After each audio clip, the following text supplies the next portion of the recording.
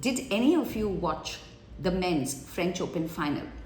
It was a masterclass, not only in the fitness levels of both the players, but also in ethics. Both the players took decisions to overturn the umpire's line calls.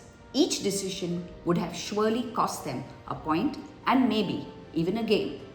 But then, what is it that leads to ethics? But on the other hand, I read and remembered a story of a deceitful bird. For those who haven't heard it, here it is. A flock of birds living in the Himalayas were running out of food. The king of that flock suggested that all the birds go into different directions to look for grain. All of them went here and there, and one bird flew a little further. He came upon a road where a cart full of grains would every day pass. But instead of telling the rest of the flock that there were grains to be had on that road, he chose to remain silent but would go every now and then to that road to fill himself up. Because he would eat so much, he began to grow fatter. His friends began to get suspicious, wondering how come he was putting on weight while they were struggling because of lack of grains. The king was informed of this, and he decided to silently follow this bird. As he followed him, he realized that this bird had not told the rest of the flock about this road where crates of grain would pass. One day, when he followed him, he saw that the bird was silently sitting on the road, eating up all the grain that he could. Suddenly, a cart came speeding by, and the bird got crushed under the cart.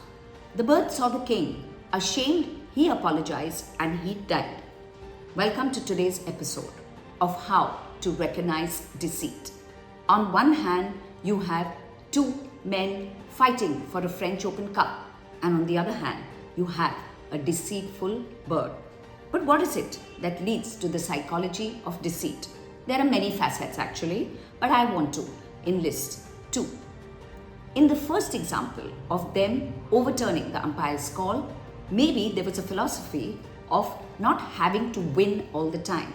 Many of us are brought up at homes and in society where we believe winning is everything.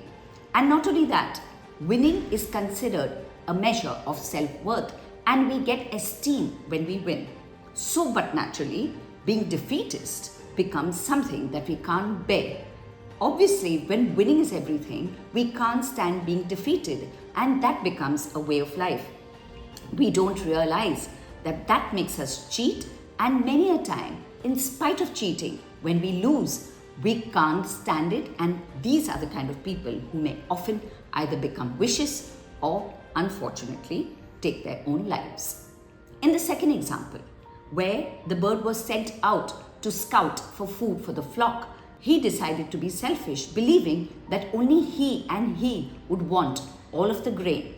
Many a time, we don't realize that if we want to build our nest egg, we have to fight very hard to create the skill sets, to do what it takes to get the wealth that we want.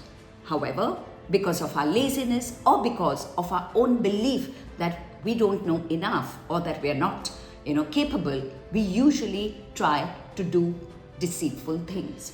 There are many people, for example, who expend personal expenses into company expenses. There are people who don't give correct hisab, as it's called. There are many ways that people cheat, but at the basis of all materialistic cheating is a philosophy of lack of self-belief in one's own self to create wealth. Are you one of those whose ideology is winning is everything and you can't stand defeat? And are you also one of them who doesn't want to do anything to build your nest egg and would rather cheat others? Please, I leave you with this thought today, and if you like what you hear, please do hit the like button, please do share my video, and of course continue to write to me at varkha@varkhacholani.com. Till next week, it's goodbye and thank you.